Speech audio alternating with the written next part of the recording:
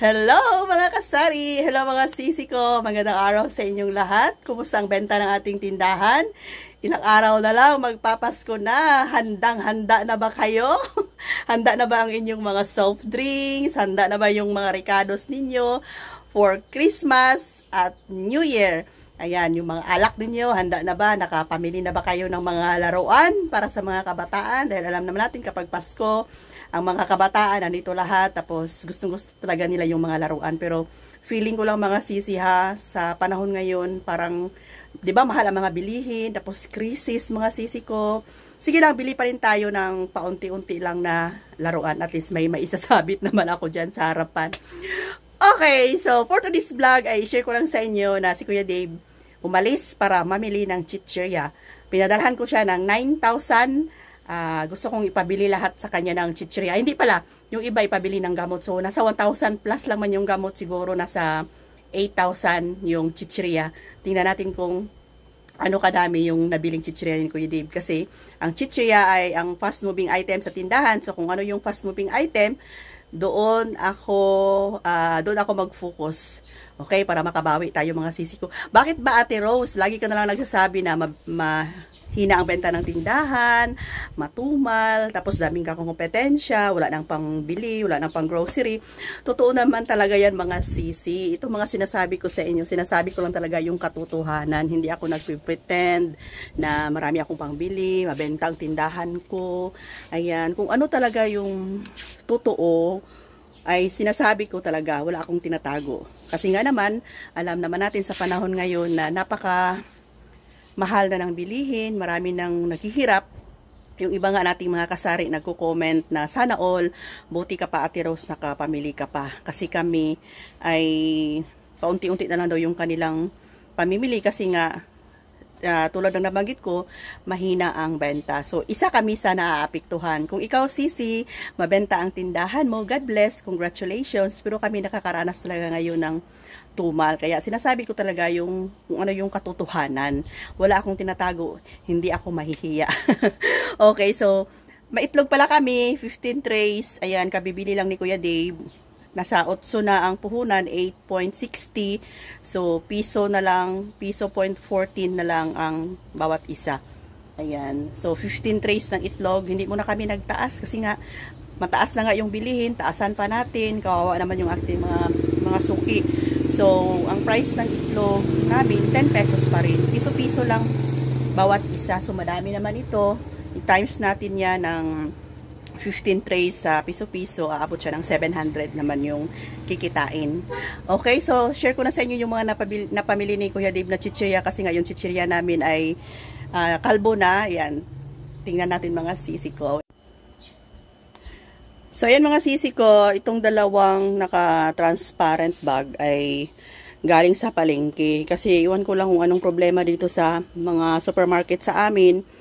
Ganitong mga produkto ay wala sa, parang exclusive lang siya sa palengke mabibili.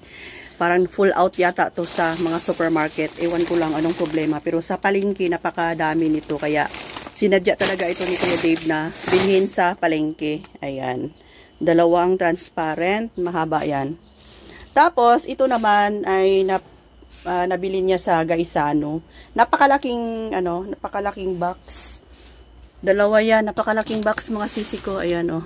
Ito yung nabili niya sa Gaisano. Open ko na mga sisi ko. Silip-silipin lang natin. Hindi na lang natin ilabas lahat. Baka magkalat pa dito. Ayan, manghuwa na malalaki. May red at green. Ayan, kumuha pala si Kuya Dave ng green. Tapos, meron tayo ditong, ayan o. Wait lang.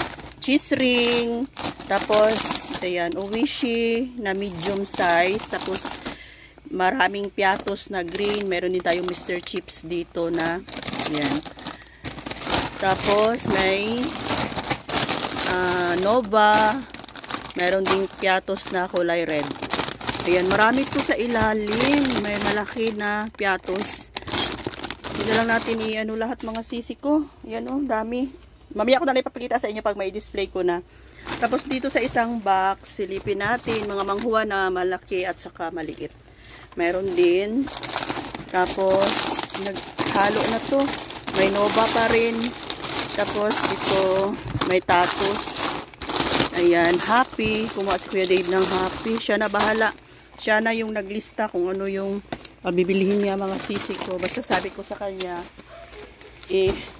ubusin niya lahat yung budget para sa mga chichirya. Ayan. Tapos ito, ayan sa palengke. Tingnan natin dito sa ating lagayan ng chichirya. Ayan, kita nyo. Kalbo na. Oh. Pabalik-balik na lang yung naka-display dyan. Kasi, pinang-ano na lang namin. Pero, hindi talaga siya dapat dyan na ilagay. Ilagyan na lang kasi nga pangit tingnan. Sa mga piatos, may mga hulang na. Dito, bakante na yun. No? Tapos sa ilalim, bakante. Ilalim, bakante. Dito, bakante. Tapos sa mga nakasabit, ilan na lang, 3. Manghuwan, 1 na lang. Sa malalaki to mga sisi. Dito, nakasabit ang manghuwan na green at saka uwishi na malaki, patata na malaki, wala na. Ayan, ang kalbo na, pangit na tingnan. Tapos dito nakalagay sana katabi ng movie yung mga cheese it, movie na yellow. Ayan, pa isa-isa na lang. Kaya pangit na tingnan dito sa harapan. Kasi nga kalbo na. Ayan, dapat puno to mga sis para maganda siya tingnan. Magpapasko pa naman. So ito yung pinaka ni Kuya Dave na bilhin talaga. Pinaka-target. Pinaka-target talaga. So, check natin yung ating tindahan. Okay pa naman. Ayan. Puno pa naman. Sabihin man natin na medyo nga matumal. May katumalan sa panahon ngayon. Pero, may pamili pa naman tayo. So, ikot-ikot lang kung ano yung benta kahapon. Yung mga benta namin kahapon ay pambili ngayon. So, pag may matira, yun yung ikikip. Para kung may mga pangangailangan, ayan, dudukutin, di ba? Ayan, so puno pa naman ang ating tindahan. So, worried lang ako minsan kasi nga, dito namin kinukuha lahat yung pangangailangan namin. Ayan, kaya kung ano yung mga sinasabi ko sa vlog ko, na minsan, wala na akong pangbili, naso-short, tapos ang kagandahan lang mga sisi ko, kapag may isinuksok ka, may madudukot ka. Ayan, tulad ngayon, may nadudukot tayo, pambili ng chichirya, kasi nga may naipon tayo. So, sa nabanggit ko sa inyo before na kung mabenta ang inyong tindahan ngayon, mag-ipon talaga. Kasi darating at darating talaga yung time na may mga kakompetensya, dadami kayo. So, at least, may madudukot ka kung sakaling kailangan mo ng pangpuhunan. Okay? So, siguro mga sisi, ito lang muna yung update natin for today. At ako'y mag-display pa ng mga pinabili ni Kuya Dave. Ayan. Maraming salamat sa inyong panunood. Bye for now. Kasi focus muna ako dito sa mga chichirya. Love you all mga sisi ko.